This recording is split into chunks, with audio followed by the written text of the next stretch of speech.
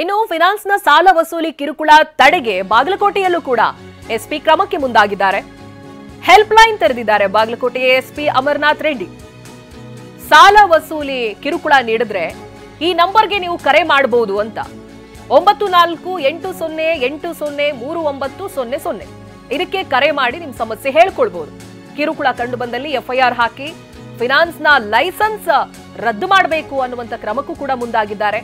ಕಿರುಕುಳ ನೀಡಿದ್ರೆ ಜನ ನೇರವಾಗಿ ಸಮೀಪದ ಠಾಣೆಗೆ ದೂರು ನೀಡಿ ಆರ್ಬಿಐ ಗೈಡ್ಲೈನ್ಸ್ ಪ್ರಕಾರ ಸಾಲ ವಸೂಲಿ ಮಾಡಬೇಕು ಅನ್ನೋದಾಗಿ ಸೂಚನೆಯನ್ನ ಕೊಟ್ಟಿದ್ದಾರೆ. ಆಗ್ಲೇ ಹೇಳಿದಾಗೆ ಸಾಲ ವಸೂಲಿ ಮಾಡಬಹುದು, ಬಟ್ ಆರ್ಬಿಐ ಗೈಡ್ಲೈನ್ಸ್ ಇದೆ, ಅದು ಏನು ಹೇಳುತ್ತೆ ಅದರ ಪ್ರಕಾರವಾಗಿನೇ ಅದರ ನಿಯಮದ ರೀತಿನೇ ಸಾಲ ವಸೂಲಿಗೆ ಮುಂದಾಗಬೇಕು.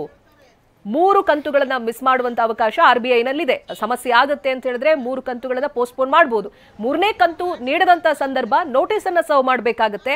ಆ ನೋಟಿಸ್ ಅವರಿಗೆ ತಲುಪಿದೆ ಅನ್ನೋದಾಗಿ ಖಚಿತಪಡಿಸಿಕೊಳ್ಬೇಕಾಗುತ್ತೆ. ಸೊ ಈ ರೀತಿಯಾದಂತ ಆರ್ಬಿಐ ಗೈಡ್ಲೈನ್ಸ್ ಪ್ರಕಾರನೇ ಸಾಲ ವಸೂಲಿ ಮಾಡಬೇಕಾಗುತ್ತೆ.